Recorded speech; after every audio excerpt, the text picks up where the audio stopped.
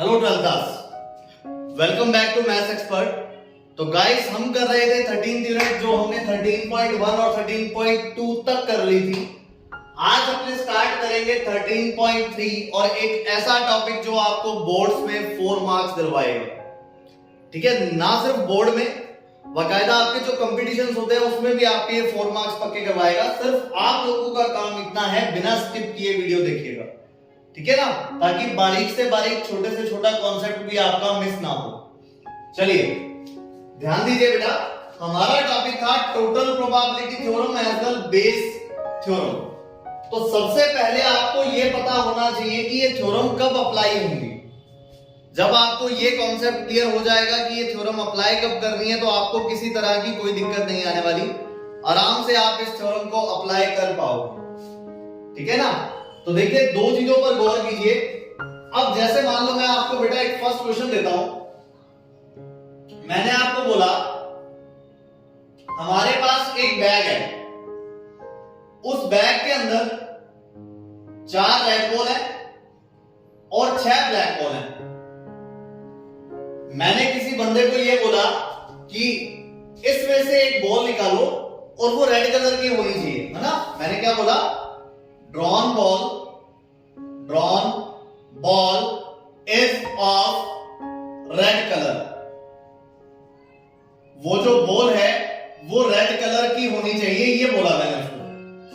तो बेटा बड़ा सिंपल है, आप लोग बोलोगे सर ये क्या क्वेश्चन हुआ, ये तो हो गया 4/10, है ना। एग्री, बहुत सिंपल क्वेश्चन था। तभी तो ऐसे क्वेश्चनों में टोटल प्रोबेबिलिटी थ्योरम या बेस थ्योरम नहीं लगती। बात करते हैं बेस थ्योरम अप्लाई कब होती है या टोटल प्रोबेबिलिटी थ्योरम अप्लाई कब होती है, फिर दोनों थ्योरम्स को समझेंगे भी किसमें क्या आता है। देखिए, अब मान लो इसी को मैंने सेकंड ऑप्शन दिया। मैंने बोला आपके पास ना एक बैग नहीं है, आपके पास 2 बैग है। मैंने बोला एक में तो 4 रेड है, 6 ब्लैक है ना। आपके पास एक बैग और है, यू हैव अनदर बैग जिसमें 6 रेड है और 4 ब्लैक है। मैंने क्या किया, उस बंदे की आंखों पर पट्टी बांध दी। पट्टी बांधने के बाद उसको मैंने बोला कि आपको ना इसमें से रेड बॉल निकालनी है ना। निकालना वही है, क्या करना है, आपको रेड बॉल निकालनी है। Drawn ball is red, drawn ball is red. तो इसकी क्या प्रोबेबिलिटी होगी, what is the probability of being a red ball, है ना। तब देखो इसको क्या करना पड़ेगा। अब ये बंदा जब रेड बॉल निकालेगा, आंखों पर पट्टी बंधी हुई है, सबसे पहले क्या करना पड़ेगा, इसको बैग सिलेक्ट करना पड़ेगा, है ना। पहले वो बैग सिलेक्ट करेगा, क्योंकि बैग्स पर 2 है, तो पहले बैग सिलेक्ट करेगा फिर बॉल सिलेक्ट करेगा। तो मैंने आपको बोला था बेटा, जब कभी भी केस का सब केस बनता है, प्रीवियस वीडियो में हमने डिस्कस की थी, जिसने अभी तक नहीं देखी है वो आप लोग देख सकते हैं, लिंक आपको डिस्क्रिप्शन में दे दिया जाएगा, ठीक है ना। तो सबसे पहले वो क्या करेगा, बैग सिलेक्ट करेगा फिर बॉल सिलेक्ट करेगा। मतलब कि एक केस हुआ फर्स्ट बैग सिलेक्ट होना, उसी का एक सब केस हुआ रेड बॉल निकालना। तो दोनों को अपने को मल्टीप्लाई करना पड़ेगा। यहां पर मल्टीप्लिकेटिव रूल लागू होगा प्रोबेबिलिटी का, ठीक है ना। चलो कोशिश करता हूं। जब बेटा हम इसका सॉल्यूशन करेंगे तो अपने क्या करेंगे, प्रोबेबिलिटी ऑफ रेड बॉल अपने को कैलकुलेट करनी है। प्रोबेबिलिटी ऑफ रेड बॉल अपने को कैलकुलेट करनी है। देखो ये क्या करेगा, सबसे पहले फर्स्ट बैग में आता है सपोज, अच्छा फर्स्ट बैग में आता है तो बेटा 2 बैग थे, दोनों बैग में से उसने एक बैग सिलेक्ट कर लिया, मतलब फर्स्ट बॉल की बैग की प्रोबेबिलिटी होगी 1/2, है ना। फर्स्ट बैग में आने के बाद वो क्या करेगा, यहां से रेड बॉल निकालेगा, तो रेड बॉल की प्रोबेबिलिटी हो जाएगी 4/10। मतलब कि जो आपका फर्स्ट केस है, फर्स्ट केस के अंदर रेड बॉल की प्रोबेबिलिटी हो गई 1/2 मल्टीप्लाई बाय 4/10। ये सिर्फ मैंने बात की है फर्स्ट केस की, या फिर मैं बोलूं फर्स्ट बैग की, है ना। मैं केस चेंज करता हूं, और मैंने आपको बोला था जैसे ही केस चेंज होता है तो एडिटिव रूल अप्लाई होता है प्रोबेबिलिटी का। तो इस बार हो सकता है उसने बैग सेकंड सिलेक्ट किया हो, जब वो बैग सेकंड सिलेक्ट करेगा तो वापस इस बैग की प्रोबेबिलिटी कितनी 1/2 और यहां से फिर वो निकालेगा रेड बॉल, तो रेड बॉल 6 है तो 6/10। मतलब कि जो सेकंड केस है उस सेकंड केस में रेड बॉल की प्रोबेबिलिटी कितनी होगी बेटा 1/2 तो हो गई बैग की और आपने रेड बॉल निकाली थी तो रेड बॉल की हो गई बेटा 6/10। ये हमारे पास सेकंड केस है और दो केसों को अलग अलग अपने जब ऐड करते हैं तो यहां पर एडिटिव रूल अप्लाई होता है, प्लस होंगे ये दोनों। मतलब कि रेड बॉल की प्रोबेबिलिटी आ गई बेटा 10/20 दैट बिकम 1/2। तो इस तरह से आपने रेड बॉल की प्रोबेबिलिटी कैलकुलेट करेंगे। हो सकता है यहां पर तीसरा बैग हो दिया होता, तो जब हमें तीसरा बैग दिया होगा थर्ड बैग के लिए भी एज इट इज, लेकिन तब चेंज क्या होगा, हमें तीन बैग में से आप एक बैग सिलेक्ट करते हो तो मतलब 1/3 एंड थर्ड बैग की भी 1/3 है ना। तो ये जितना प्रोसेस मैंने किया ये सारा का सारा आता है बेटा टोटल प्रोबेबिलिटी थ्योरम के अंदर। तो मतलब ये मैंने कौन सी थ्योरम यूज की, I used total probability theorem. इस तरह से यूज की जाती है, समझे बात। अच्छा चलो, अब इसी क्वेश्चन में जब बेस थ्योरम अप्लाई होती है तो क्या आता है, तब ऐसे आता है there are two bags, in one bag 4 red and 6 black balls are there and in another bag 6 red and 4 black balls are there। ठीक है, फिर अपने को बोला जाएगा one ball is drawn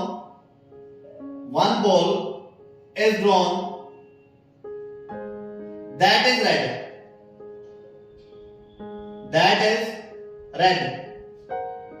what is the probability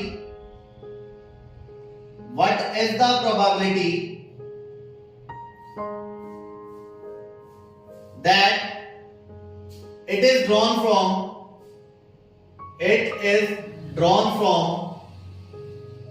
first bag. Question को थोड़ा सा समझने की कोशिश करें बेटा, इसमें और इसमें क्या फर्क है। उसमें तो बोला था सिर्फ रेड बॉल की प्रोबेबिलिटी निकालनी थी, लेकिन अब ये भाई साहब क्या बोल रहे हैं कि रेड बॉल है मुझे पता लग गया, लेकिन वो जो अंधा था जिसकी आंखों पर पट्टी बंधी थी उसने ये बॉल फर्स्ट बैग से निकाली है, इस बात की क्या प्रोबेबिलिटी है, समझे बात। तो जब कभी ऐसी सिचुएशन आती है और आपको प्रोबेबिलिटी फाइंड करनी हो देन अपने अप्लाई करते हैं बेस थ्योरम। तो बेटा सीधा सा फंडामेंटल है थ्योरम, जब भी प्रोबेबिलिटी फाइंड की जाती है like outcome over total outcome. So ये किससे पूछ रहा है, ये फर्स्ट बैग से पूछ रहा है। तो बेटा ये वाला जो है फर्स्ट केस या फर्स्ट बैग, ये तो हो गया आपका लाइक आउटकम, मतलब ऊपर आ गया लाइक आउटकम और नीचे आएगा बेटा टोटल आउटकम। टोटल आउटकम का मतलब टोटल प्रोबेबिलिटी थ्योरम जो है वो टोटल आउटकम को रिप्रेजेंट करती है, तो यहां आ जाएगा 1/2। समझ गए बात, 1/2 से 1/2 कैंसिल हो गया, आंसर आ गया बेटा 2/5। तो इस तरह से अपने इन क्वेश्चंस को सॉल्व करते हैं, ठीक है ना। ये वाला जो अपना क्वेश्चन है ये किसको रिप्रेजेंट करता है, that represent a Bayes theorem. ये तो हमने समझा एक एग्जांपल से, दोनों में क्या फर्क है। एक तो सिंपल क्वेश्चन और एक अगर टोटल प्रोबेबिलिटी या फिर बेस थ्योरम से रिलेटेड क्वेश्चन आते हैं तो अपने उसको कैसे सॉल्व करते हैं। समझ आ गया होगा अच्छे से। ये हमारे पास मेन इवेंट्स थी, इन मेन इवेंट्स के रिस्पेक्ट एक सब इवेंट गिवन होगी। अगर आपको सब इवेंट की प्रोबेबिलिटी पूछी जाती है then you have to apply the total probability theorem. लेकिन अगर आपको सब इवेंट गिवन है और मेन इवेंट की प्रोबेबिलिटी पूछी जाती है then you have to apply Bayes theorem. तो इस तरह से अपने इन क्वेश्चंस को सॉल्व करते हैं। अब हुआ क्या, देखो फॉर्मूला बनाते हैं इसका, ध्यान दीजिए।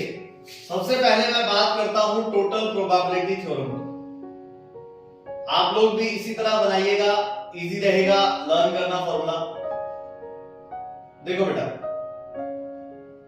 होगा क्या, कुछ मेन इवेंट्स आपको गिवन होंगी। कुछ का मतलब 2 हो सकती हैं, 3 हो सकती हैं, 4 हो सकती हैं। तो इस तरह से कुछ मेन इवेंट्स आपको गिवन होंगी।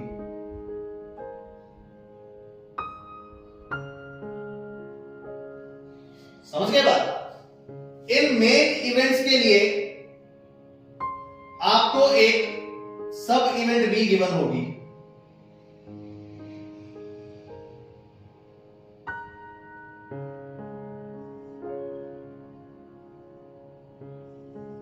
इनके लिए हमें एक सब इवेंट भी गिवन होगी। दिस इज अ सब इवेंट। समझे बात? फिर अगर आपको ये बोला गया है क्वेश्चन में ये बोला जाएगा प्रोबेबिलिटी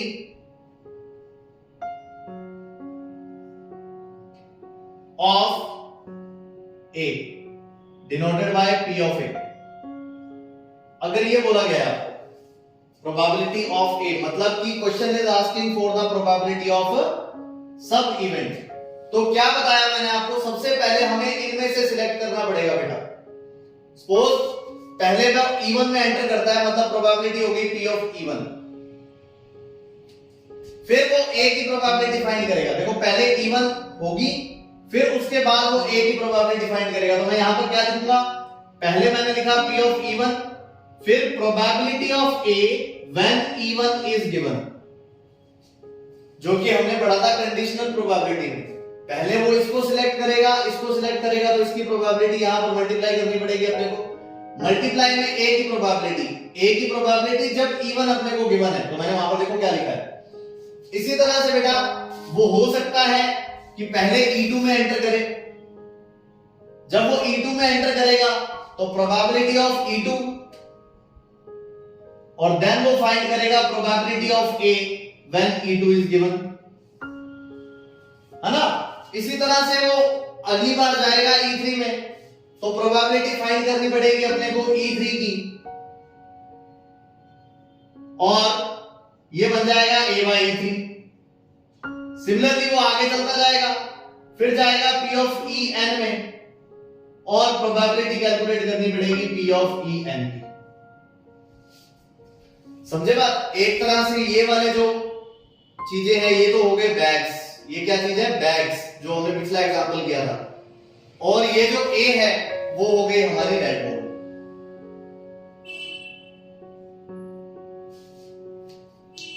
समझे बात? तो इस तरह से आप इसको सॉल्व करोगे। तो ये जो मैंने लिखा, ये सारे का सारा स्टेटमेंट किसका है? This statement is all about total probability theorem. समझे बात? इसको इन शॉर्ट में ऐसे भी लिख सकता था, P of A sigma I is equal to 1 to n P of EI multiply by P of A upon EI। इसको मैं ऐसे भी लिख सकता हूं। क्लियर हुआ? अच्छा, अगर वो बोले बेस थ्योरम में वो क्या बोलेगा बेटा? वो इस A की प्रोबेबिलिटी नहीं पूछेगा, वो बोलेगा if A is given then probability of E1, ये बोलेगा बेटा। तो मतलब according to the conditional probability मैं इसको क्या लिखूंगा? A is given, that's why A आएगा नीचे। प्रोबेबिलिटी ऑफ E1 बोल रहा है वो, प्रोबेबिलिटी ऑफ E1 बोल रहा है तो E1 आएगा ऊपर। और बड़ा सिंपल सा फॉर्मूला है। फॉर्मूला क्या बनता है? Like outcome over total outcome. वो E1 के बारे में पूछ रहा था, तो मैं लाइक आउटकम ऊपर लिख दूंगा P of E1 multiply by P of A by E1। ठीक है ना? और अपॉन में आ जाएगा बेटा P of A, which is our total probability. This is said to be which theorem? This is said to be Bayes theorem. ये फर्क है बेटा दोनों में। तो पहले आपको क्वेश्चन को पढ़ना है, क्वेश्चन पढ़ने के बाद आपको E1, E2, E3, En find करने हैं, उसी के रिस्पेक्ट ये वाली सब इवेंट फाइंड करनी है। फिर अगर क्वेश्चन के लास्ट में आपको इस सब इवेंट की प्रोबेबिलिटी के बारे में पूछा है, तब तो आप लगा दोगे टोटल प्रोबेबिलिटी थ्योरम। अगर वो बोलता है कि इनमें से किसी की प्रोबेबिलिटी फाइंड करो, तब आपको क्या लगानी है? Bayes theorem. और ध्यान रखिएगा, इसी सीक्वेंस में रखिएगा आप अपने क्वेश्चन को। सबसे पहले टोटल प्रोबेबिलिटी थ्योरम तो लगानी है हर क्वेश्चन में। समझे बात? फिर अगर बेस थ्योरम पूछा है तो सीधा यहां से लाइक आउटकम उठा लेना, जो उसका आंसर आया था that is your total outcome. तो आराम से आप इसका आंसर निकाल लेंगे। क्लियर है बात? चलिए कुछ क्वेश्चन करके देखते हैं अपने, इसके समझ में आता है हमारे या नहीं आता। लाइक क्वेश्चन नंबर सेकंड, आप अपनी बुक अपने पास रखिएगा बिकॉज क्वेश्चन बहुत ज्यादा बड़े हैं, मैं बोर्ड पर बार बार नहीं लिख पाऊंगा। ठीक है ना? तो 13.3 का क्वेश्चन नंबर सेकंड देखिए, मैं स्टेप बाय स्टेप आपको बताता जाऊंगा। ये बेटा कुछ इंपॉर्टेंट क्वेश्चन करने की कोशिश करते हैं और देखते हैं हमें समझ आया या नहीं आया। सेकंड क्वेश्चन देखिए आप, क्वेश्चन नंबर सेकंड में अपने को बोला हुआ है अ bag contains 4 red and 4 black balls and another bag contains 2 red and 6 black balls, है ना। क्वेश्चन को देखते ही समझ आ गया। मैंने आपको बोला था सबसे पहले मेन इवेंट निकालनी है, तो P of even which is probability of first bag, value आएगी बेटा 1/2। इसी तरह से P of E2 which is probability of second bag 1/2। सही है।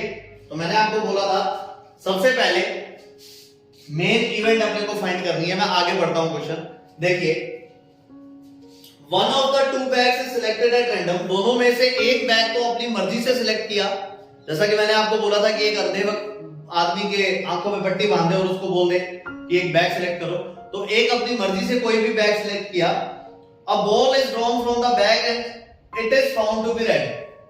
वो बोलता है कि दोनों बैग में से मुझे एक बॉल बाहर निकालनी है, वो जो बॉल है वो रेड कलर की है। तो मतलब event A that is drawn ball is of red colour. उनको ये पता लग गया कि जो बॉल निकाली है वो रेड कलर की है ना। तो दोनों में से एक बैग में से निकाली थी। तो मैंने आपको बोला था कि मेन इवेंट के रिस्पेक्ट अपने को एक सब इवेंट गिवन होगी, तो दिस इज आवर सब इवेंट। आगे बढ़ता हूं, find the probability that the ball drawn from the first bag. The question is asking for find the probability that this ball is drawn from the first bag, mean to say the question is asking for the first bag, main event। तो मैंने आपको क्या बोला, अगर वो ऐसे दे देता find the probability of being a red ball, तो मतलब वो सब इवेंट की प्रोबेबिलिटी बोल रहा था। सब इवेंट की प्रोबेबिलिटी बोलता तो अपने को कौन सी थ्योरम लगानी थी, टोटल प्रोबेबिलिटी थ्योरम। लेकिन दिस टाइम वो क्या बोल रहा है, दिस टाइम वो बोल रहा है if ball is red colour, है ना, What is the probability of the first bag? मतलब वो मेन इवेंट की प्रोबेबिलिटी पूछ रहा है। Main to say we have to apply the Bayes theorem। लेकिन मैंने आपको बोला कि टोटल प्रोबेबिलिटी थ्योरम तो आपको लगानी ही लगानी है, तो मैं लगाता हूं। देखिए सबसे पहला काम आप यही करेंगे, probability of a red ball, of a red ball, mean to say we are finding P of it, probability of a red ball. तो मैंने बेटा क्या बोला था आपको, देखो मैंने आपको बोला था सबसे पहले बैग सिलेक्ट करेंगे। सपोज उसने पहला बैग सिलेक्ट कर लिया, फिर आप निकालोगे रेड बॉल की प्रोबेबिलिटी। तो जो फाइंड करते हैं वो ऊपर आता है और जो गिवन है वो नीचे आता है। भाई उसने पहला बैग सिलेक्ट किया तो P of even आ गया। अब वो क्या करे, उसको पता है कि पहला बैग मैं ले चुका हूं, उसमें से रेड बॉल निकालनी है, तो probability of being a red ball when even is given. इसी तरह से बेटा आप लिख सकते थे, हो सकता है वो सेकंड बैग सिलेक्ट कर ले तो P of E2 और रेड बॉल की probability when E2 is given. तो चलिए आगे बढ़ते हैं। P of A will be equal to P of E1 की वैल्यू आ गई 1/2 मल्टीप्लाई बाय, जब वो P of A by E1 की बात करेगा मतलब रेड बॉल की probability when E1 is given. तो देखो बेटा फर्स्ट बैग के अंदर 4 रेड और 4 ब्लैक बॉल है, इसके अंदर 4 रेड है और 4 ब्लैक है, तो मुझे तो रेड की प्रोबेबिलिटी चाहिए, तो आंसर आएगा 4/8। फिर बीच में प्लस लगा हुआ है, प्लस आ गया। इसी तरह से P of E2 की मैं बात करूं 1/2 मल्टीप्लाई बाय, अच्छा जो दूसरे वाला बैग है, दूसरे वाले बैग के अंदर 2 रेड और 6 ब्लैक बोले हैं, 2 रेड है और 6 ब्लैक है, तो यहां पर अपने पास आ जाएगा 1/2 मल्टीप्लाई बाय 2 रेड है तो 2 बाय और टोटल कितनी है 8। मतलब बेटा आपका आंसर आ गया 6/16। आंसर आएगा बेटा 3 2 6 3/8। ये मैंने सिर्फ रेड बॉल की प्रोबेबिलिटी निकाली है, बट क्वेश्चन को रेड बॉल में कोई इंटरेस्ट नहीं है। वो क्या बोल रहा है, वो बोल रहा है if ball is red then probability that it is drawn from the first bag, drawn from the first bag, समझे बात? तो क्या हुआ, इफ बॉल इज रेड, ये गिवन है तो मतलब प्रोबेबिलिटी निकालनी है, ए अपने को गिवन है, it is drawn from the first bag, मतलब E1 ऊपर आएगा, है ना? मतलब क्या हुआ, ये तो हो गया हमारा लाइक आउटकम पहले बैग वाला, this is from the first bag, और बेटा ये वाली जो वैल्यू है वो हमारा हो गया टोटल आउटकम। तो फॉर्मूला रहता है लाइक आउटकम मतलब 1/2 multiply by 4/8 divided by total outcome मतलब 3/8। तो 8 से 8 कैंसिल हो गया, 4/6 आंसर आएगा बेटा 2/3।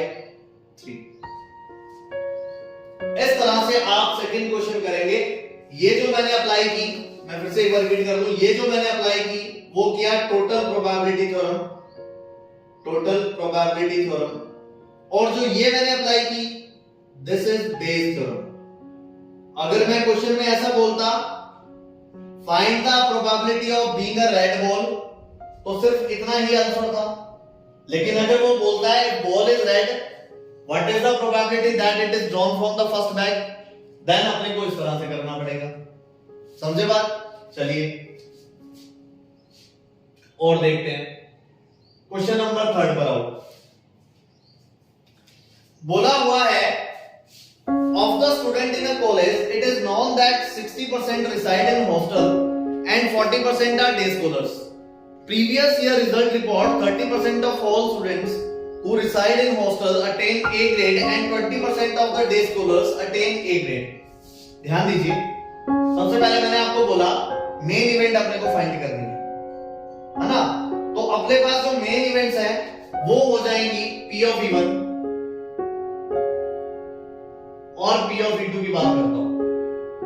पहली लाइन देखिए बेटा, पहली लाइन में अपने को गिवन है of the student in a college it is known that 60% reside in hostel, so P of E1 is probability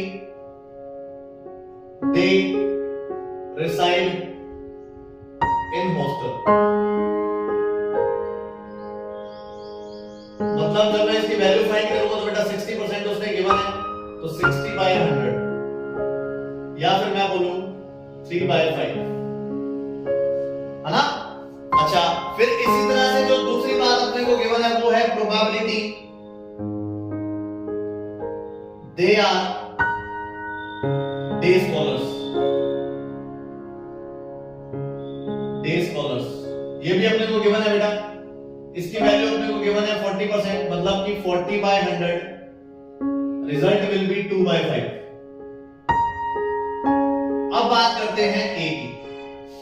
वो क्या बोलता है बेटा, वो बोलता है कि दोनों में से ना पूरे ऑल ओवर द ईयर दोनों में से एक स्टूडेंट सिलेक्ट किया जाता है, कोई भी हो सकता है वो, he can be a hostel और he can be a day scholar.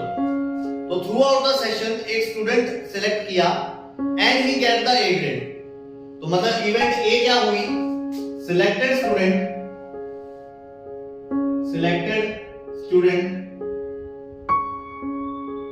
Gets grade A. तो अगर मैं इसको कोरिलेट करूं, ये तो हो गए हमारे बैग, पहला बैग था, दूसरा बैग था, और ये हो गई हमारी रेड बॉल। क्वेश्चन में कोई फर्क नहीं है। अब आप बेटा क्वेश्चन को पढ़ के देखो एक बार, आप लोग खुद गेस कीजिए। वो ऐसा बोल रहा है कि what is the probability that he is a hostel if he attain a A grade. मतलब उसने इसकी प्रोबेबिलिटी नहीं पूछी, उसने इसकी प्रोबेबिलिटी पूछी है। समझ गए बात? तो जब मेन इवेंट की प्रोबेबिलिटी पूछता है तो अगेन अपने को बेस थ्योरम ही अप्लाई करनी है। लेकिन क्या करना है, सबसे पहले by which probability theorem, by total probability theorem. इस टोटल प्रोबेबिलिटी थ्योरम से क्या फाइंड आउट होता है, probability of getting A grade. मतलब कि we are finding the value of P of A। तो ध्यान दीजिए बेटा, सबसे पहले वो हॉस्टलर हो सकता था, है ना भाई, हॉस्टलर की ए ग्रेड आई हो, तो देखो पहले वो हॉस्टलर है मतलब 3/5। अच्छा, फिर उसने दिया हुआ है कि 30% स्टूडेंट ऐसे जो हॉस्टलर है और उनकी ए ग्रेड आई है। पढ़ के देखिए आप, यहां पर लिखा हुआ है previous year results report that 30% of all the students who reside in hostel attain A grade, है ना? वो बोलता है कि 30% ऐसे बच्चे हैं जो हॉस्टल में रहते हैं और उनकी A grade आई है, तो मतलब 30/100. This one is P of E1, this one is P of A by E1 plus, अच्छा वो डे स्कॉलर भी तो हो सकता था, डे स्कॉलर होगा तो यहां आ जाएगा 2/5. फिर वो बोलता है कि 20% बच्चे ऐसे हैं जो डे स्कॉलर थे फिर भी A ग्रेड आई है, तो 20% ना मतलब 20/100. तो आंसर कितना आएगा बेटा? 60 आएगा, 40 आएगा, मीन टू से 100/100, तो आंसर आ गया कितना? इनको ऐड कर देता हूं मैं, 100/500, मतलब आंसर आया 1/5. समझे बात? अगर क्वेश्चन में इतना बोला जाता find the probability of getting A grade, then question is खत्म, तो क्वेश्चन खत्म है यहीं पे. लेकिन ऐसा नहीं बोला, उसने बोला है if student gets A grade then probability that he resides in hostel, अगर उसकी ए ग्रेड आई है तो इस बात की क्या प्रोबेबिलिटी है कि वो हॉस्टल में रहता था. तो देखो कैसे लिखोगे आप इसको, if student gets A grade, this is given, so A आएगा नीचे. What is the probability that he resides in hostel, मतलब E1 आएगा ऊपर. So हमारा लाइक आउटकम तो हो गया बेटा ये वाला, सही है. तो अपने लिखते हैं 90/500 और नीचे आ गया अपने पास 100/500. ये कैंसिल हो गया, आंसर आ गया 9/10. क्लियर हुआ?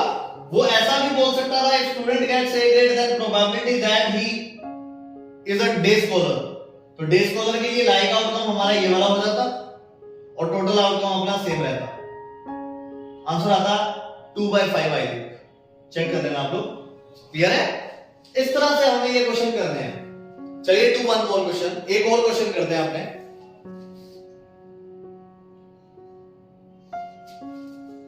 देखिए क्वेश्चन नंबर 4, पढ़िए बेटा, बुक आपके पास है. In answering a question on a multiple choice test, a student either knows the answer or guess. देखो यहाँ पर साफ साफ दिया हुआ है कि एक टेस्ट होता है, टेस्ट के अंदर या तो वो आंसर जानता है या वो गेस करता है ना? तो मतलब P of E1,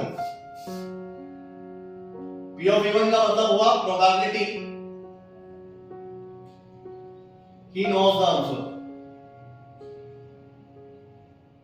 This is E1. इसी तरह से अगर मैं P of E2 की बात करूं, probability he guesses the answer. तो सबसे पहला काम था मेन इवेंट्स को कैलकुलेट करना, मेन इवेंट्स हम लोगों ने फाइंड कर लिए. समझे बात? आगे बढ़ता हूं. आगे आने के बाद बेटा आपको पता लगता है कि let 3/4 be the probability that he knows the answer. वो बोलता है कि he knows the answer, इसकी प्रोबेबिलिटी कितनी है? 3/4 है. देन ऑब्वियसली इसकी प्रोबेबिलिटी कितनी होगी? 1/4. भले चाहो तो आप वो वाला कॉन्सेप्ट यूज कर लो कि दोनों का सम 1 है या फिर ये गिवन भी है ना? जैसे मैं आगे बढ़ के बताता हूं आपको, उसमें लिखा हुआ है let 3/4 be the probability that he knows the answer and 1/4 be the probability that he guesses. दोनों चीजें आपके पास आ गई. तो मेन इवेंट फाइंड करने के बाद हमारा काम होता है कि अपने उसकी सब इवेंट कैलकुलेट करते हैं. चलिए let calculate the sub event. देखिएगा सब इवेंट कैलकुलेट करने के बाद आपको पता लगता है कि assuming that a student who guesses at the answer will be correct with probability 1/4, what is the probability that the student knows the answer given that, देखो given that the answer is correct मतलब कि एक event अपने को जो given होती है that उसका क्या मतलब हुआ? student gives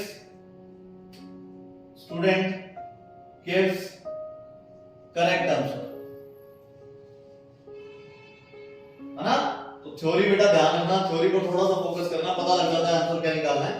देखो मैं फाइंड करता हूं probability that student gives right answer या करेक्ट आंसर, जो भी लिखना चाहो लिख लेना, राइट आंसर मतलब P ऑफ A अपने फाइंड कर रहे हैं। तो वही बात बेटा, पहले वो एंटर करता है ही नोज मतलब 3/4। अच्छा अब आप लोग ये बताओ भाई, वो उत्तर जानता है तो आंसर सही देगा या नहीं देगा?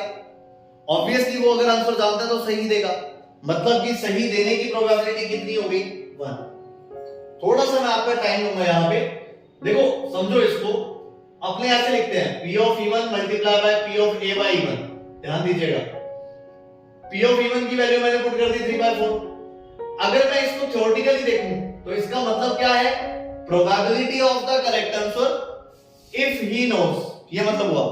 तो मैंने 1 लिखी है, करेक्ट आंसर की प्रोबेबिलिटी अगर वो आंसर जानता है तो 1 आएगी। इसी तरह से हो सकता है उसने तुक्का मारा हो, गेस किया हो, मतलब कि ये वाली प्रोबेबिलिटी 1/4 है ना। तो अगर वो गेस करता है और उसके आंसर सही होने की प्रोबेबिलिटी बुक में गिवन है बेटा 1/4। Read this line, assuming that a student who guessed at the answer will be correct with probability 1/4, है ना। तो इसका जो आंसर दिया हुआ है that is 1/4। तो आंसर आया 13/16 इट विल बी। क्लियर हुई बात? लेकिन क्या क्वेश्चन में ऐसा पूछा है क्या probability that student gives the correct answer? नहीं। क्वेश्चन में क्या बोला है? वो बोलता है if answer is correct then probability he knows the answer na, yes, probability that he knows the answer, ये बोला होगा बेटा। तो आप इसको कैसे लिखोगे? आप लिखोगे देखो, if answer is correct this is given, तो A आ गया ऊपर, he knows the answer मतलब E1 आएगा ऊपर। फॉर्मूला रहता है बेटा like outcome over total outcome, this is your like outcome मतलब 3/4 अपॉन में 13/16। आंसर आ गया बेटा तो 12/13। कैलकुलेशन कर लेना इसकी, है ना, ये आपका आंसर आ जाएगा।